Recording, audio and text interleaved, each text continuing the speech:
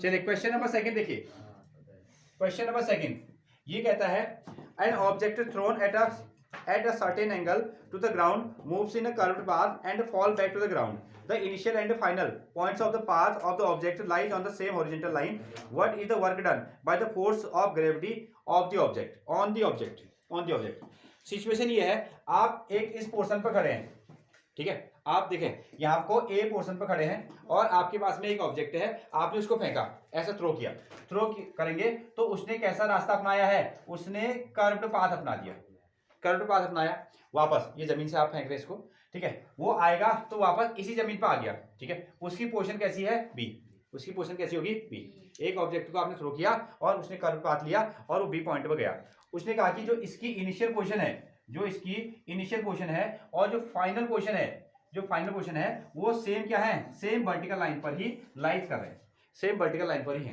एक चीज, हाँ सॉरी, ये सेम क्या है, ये सेम हॉरिजॉन्टल लाइन पर ही है। ये सीधी लाइन को हम लोग क्या कहते हैं, हॉरिजॉन्टल। इसको हम लोग कहते हैं हॉरिजॉन्टल। ये हो गया आपका हॉरिजॉन्टल लाइन। क्लियर है एक चीज। अब ये कहता है कि हाँ देखो, ओके, ये यहां से हमने इसको ऊपर की ओर फेंका था, ये वापस नीचे क्यों आया, हाँ ड्यू टू ग्रेविटी, ठीक है, ये ग्रेविटी के कारण आ गया। अच्छा एक चीज, तो ये मिल गया आपको। इसमें फोर्स लगा, तो फोर्स कौन सा लगा, ठीक है, इस पर जब हमने इसको फेंका तो इस पर ये नीचे आया, कौन सा फोर्स लगा, फोर्स ऑफ ग्रेविटी।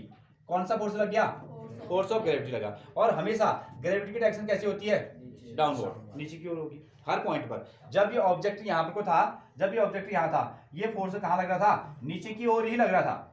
ये फोर्स कहाँ लगा, नीचे की ओर, ऐसा लगा।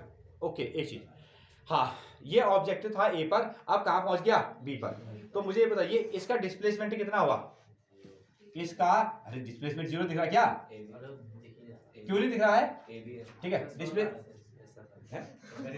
अरे मैं तो कहता था, ठीक है, हाँ डिस्प्लेसमेंट कितना है, अरे ऑब्जेक्ट यहाँ था, यहाँ से भले ही उसने रास्ता कोई अपनाया हो, वो कहां से कहां चला गया, ए से बी चला गया, ए से बी चला गया। तो इसका जो डिस्प्लेसमेंट है वो क्या है, ए बी।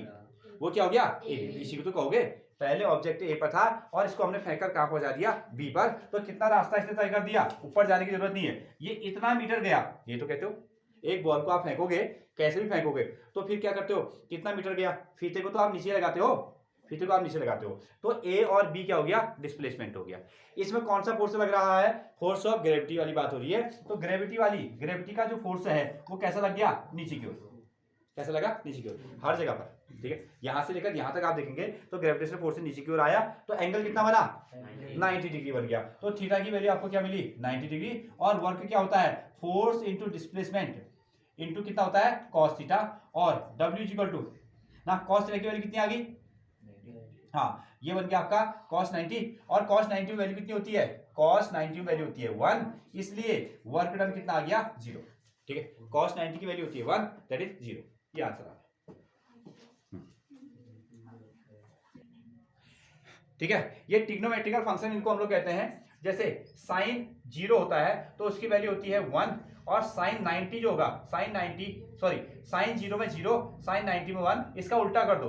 कॉस अगर 0 डिग्री होगा तो वैल्यू मिलेगी 1, और कॉस अगर 90 होगा तो इसकी वैल्यू कितनी हो जाएगी, 0। ऐसा होता है, ठीक है। साइन 0 डिग्री पर 0 वैल्यू, साइन 90 पर कितनी होती है 1, और कॉस 0 इसका उल्टा, ठीक है, कॉस 0 पर कितना हो जाएगा 1, और साइन 90 पर कितना, कॉस 90 पर कितना होगा 0।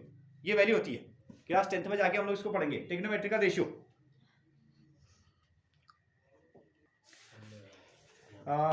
क्वेश्चन नंबर है 3। क्वेश्चन नंबर 3, तो बैटरी क्या कर रही है, बैटरी से लाइट आ निकल रही ना, बैटरी से क्या हो रहा है, जो बल्ब है वो ग्लो कर रहा है, बल्ब क्या कर रहा है, ग्लो कर रहा है। तो इसमें देखो बैटरी के पास में क्या है, बैटरी के अंदर में क्या हुआ, रिएक्शन हुआ, बैटरी के अंदर में क्या हुआ, रिएक्शन हो गया, जिसको हम लोग क्या कहते हैं, केमिकल रिएक्शन। अगर केमिकल रिएक्शन है तो इसके पास में जो एनर्जी होगी उसको हम क्या कहेंगे, केमिकल एनर्जी। इसको आप क्या कहोगे, केमिकल एनर्जी कहोगे, ओके। उसके बाद में बल्ब ने क्या किया, ग्लो किया। अब इसको आप क्या कह सकते हो, लाइट एनर्जी भी कह सकते हो, ग्लो करना मतलब चमकना, लाइट एनर्जी भी कह सकते हो।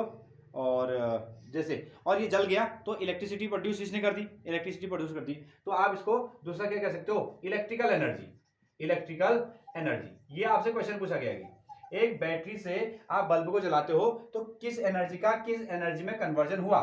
तो हमारा जवाब है बैटरी के अंदर में मटेरियल है, रसायन है, उसने केमिकल एनर्जी को प्रोड्यूस किया और उसके प्रभाव से, उसके इफेक्ट से इलेक्ट्रिकल एनर्जी बन गई। ठीक है, हाँ, ये कन्वर्जन आपने कल भी याद किया था ना।